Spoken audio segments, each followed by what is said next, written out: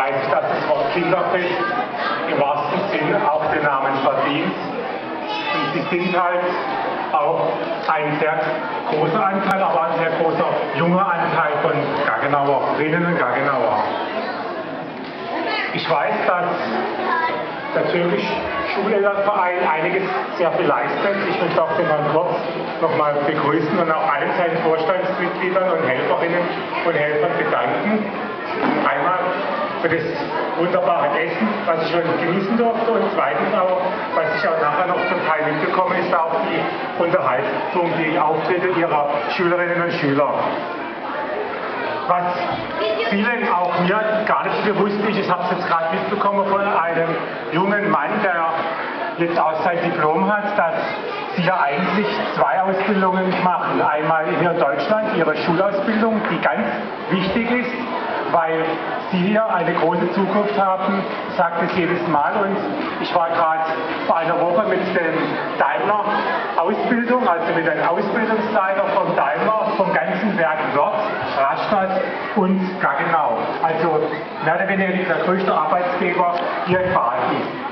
Und sie haben gesagt, in den nächsten 4 bis 5 Jahre benötigen wir dringend Facharbeiter.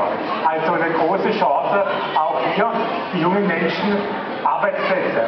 Das Einzige, was ich Ihnen schon in 5 Jahren garantieren kann, sind eigentlich gute Zukunft für Arbeitsplätze. Was aber mir auch bewusst gewesen war, dass Sie ja in der Schule auch ein Diplom, das heißt, Sie müssen auch dementsprechend die jungen Menschen beweisen, dass sie auch das Türkisch kennen.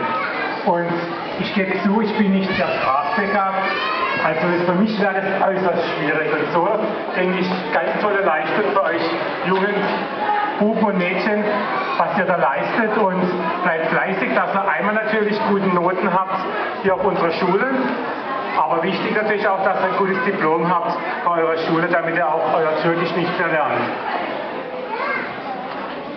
Ich denke, dass wir sehr gut zusammengewachsen sind. Ich merke es auch bei Veranstaltungen, wenn wir eingeladen werden bei der Moschee, dass ein sehr vertrauliches Verhältnis ist, so soll es sein. Und gerade in der Zukunft weiß ich, dass ja einige Projekte in Arbeit sind, wo wir vielleicht auch noch in Richtung Migrationsverbesserungen, in Richtung Verbesserung und des Status ihr Bürgerinnen und Bürger, als auch persönlich den Frauen, dass da auch noch bildungsmäßig ihnen angeboten wird, damit sie einfach noch besser hier in der Welt das Verständnis haben und auch noch besser zurechtkommen.